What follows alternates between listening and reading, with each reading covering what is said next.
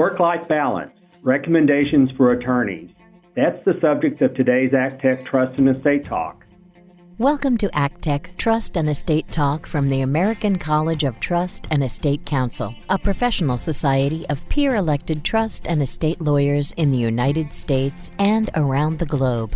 This series offers professionals best practice advice, insights, and commentary on subjects that affect our profession and clients. And now, our ACTEC Fellow host with today's topic. This is Doug Stanley, ACTEC Fellow from St. Louis, Missouri. Is work-life balance possible for attorneys? How can you balance the needs of your clients, the courts, your firm, and your family? ACTEC Fellow Lou Harrison from Chicago will share his recommendations for attorneys trying to accomplish work-life balance in firms working to keep young attorneys. Welcome, Lou. Thank you, Doug. So we start with the concept that many of us are finding that we are actually living our lives for the sole and primary purpose of working, or we find ourselves being under the control of technology versus, of course, working in a way that allows us to live and controlling technology. And so Doug's point on what is it we should do to have a better work-life balance? Well, first, it's to recognize that our work-life balance is a little bit out of sorts. So let's start with the one step that all of us need to consider, and that is setting boundaries. You have to set the boundaries. Nobody is going to set those for you in considering the work-life balance. So the boundaries that we're going to talk about in this segment are the time in which you are devoting to work, and also a little bit about how you do work. Let's start with a major tip for how much time we're all spending working and how we set that boundary. So if you think about it, the culture has shifted in the last 10 years, and even in the last 2 years. Work from home and technology are now concepts that basically allow all of us to work 24/7. And that wasn't true 40 years ago. It wasn't true 30 years ago. And it wasn't even true 20 years ago. But the reality today is that professionals are finding that we're always working. And the concept that we're always working is because nobody's setting boundaries for us. So the initial item in trying to achieve a work-life balance is basically decide you're going to walk around the block tonight and define when it is you want to work. If you don't define when you want to work, you will find yourself working all the time. And so let's assume that you say, all right, I'm going to work, of course, during the day, but at night, Monday through Friday, I'm only going to work one night, or maybe you're not going to work at all. After 7 p.m., I'm not working at all. Or you may say, look, Saturday and Sunday, I'm going to work in the morning on Saturday, but that's it. I'm not going to work Sunday or Saturday afternoon. You have to define those boundaries. Again, you don't define them, we find ourselves working during that time. So that's the first step and an important one. Now you go, okay, I'm not, for example, going to work at night after 7 p.m., after 6 p.m. That is my boundary I'm setting. Here's the next important requirement. You have to establish a fence to protect those boundaries. It's not just a matter of saying I'm not going to work after 6 p.m. You have to make sure that you have the steps in place to achieve that. So to do that, we take a step sideways and we go back to our behavioral scientist, Pavlov, who did the experiment that taught us that you can teach dogs essentially to learn how to ring a bell and get a treat. So, of course, we know that from the Pavlovian experiment that basically he taught dogs to do that. And so every time they rang a bell, they got a treat. Well, we sort of have that same concept with both work, but work in technology, because what the studies are showing now on technology is that people who send and receive texts and send and receive emails, that step releases dopamine in your brain, which is an endorphin.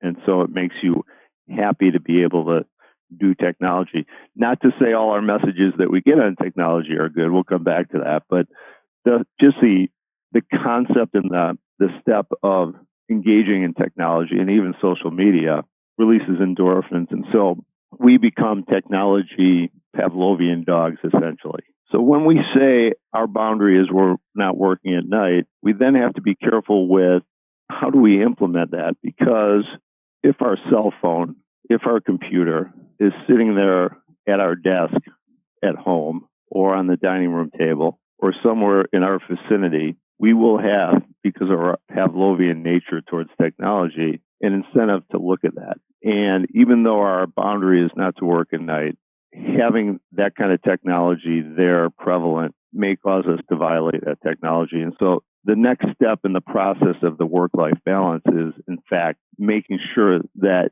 you protect against that. And so for a lot of us who are working both on the cell phone and laptop, it's a matter of putting that technology away from our vision of sight. I've often said it's the backpack rule for me. I just leave that technology in my backpack. When I get home, backpack goes in the closet or under a table or somewhere else. Now it's not on my vision of sight. And so when I say I'm not working at night and there's no technology in front of me, I'm not working at night. Well, that usually causes someone to argue with me and say, no, I need my cell phone because I have to be available for emergencies. And to that, I would rebut the following. You have a likely less than 1% chance of any emergency arising during a short period of time in which your technology or your cell phone is out of your vision. To establish boundaries and to protect your work-life balance, taking the risk that an emergency occurs is well worth that kind of balance. And so it is possible, but again, it's more important to keep that technology out of your vision of sight. So that's one boundary, and you can have that fence up at night if that's your boundary, or during the weekends, and also in the morning. In the mornings, you may want to say, look, I'm going to get up, eat breakfast, work out, walk to work, think great thoughts, do planning, call clients, and again, the same boundary of not having that technology in front of you will protect against and encourage that kind of behavior, but you have to set that. So that's on the setting a boundary for when you work, but let's talk about how you work in this second segment. How do you both manage stress and reduce stress? Because how you work is going to also help achieve a better work-life balance. So in terms of stress itself, I think we all have to recognize that stress is going to be there, and we have to have outlets to deal with that stress. So, we enumerate those outlets that you can deal with the stress in a healthy way. One is physical movement during the day. The more active you are, the more you're getting up from your desk and moving around, taking breaks, taking walks, having the ability to do physical exercise if that's possible. That's all going to make you feel better and reduce stress. Nutrition and hydration will also make you feel better, reduce stress. Some other items, posture at your desk, the non-slumping way of doing work, definitely catching your breath, focusing on breathing, slowing down, talking slower than I am currently will help. Meditation, cognitive behavioral therapy, focus on purpose, religion. These are all stress-reducing mechanisms. Please ponder these. Pick one, pick two. They will all help you have a better work-life balance during the day. The second part of that is, I know I'm going to have stress, but could I have less stress? We're going to talk about three areas here. One, I will repeat what we all know. We should all repeat it. We should go to sleep and repeat it. Try not to take bad clients. That is something that we can't help ourselves with, but incredibly important to reducing stress. Second, matters that are really complicated beyond your expertise. They may seem interesting, they may seem challenging, but there's nothing wrong with saying, no, I'm not going to do that. Matters that you're stretching for on the intellectual side can be exceptionally stressful.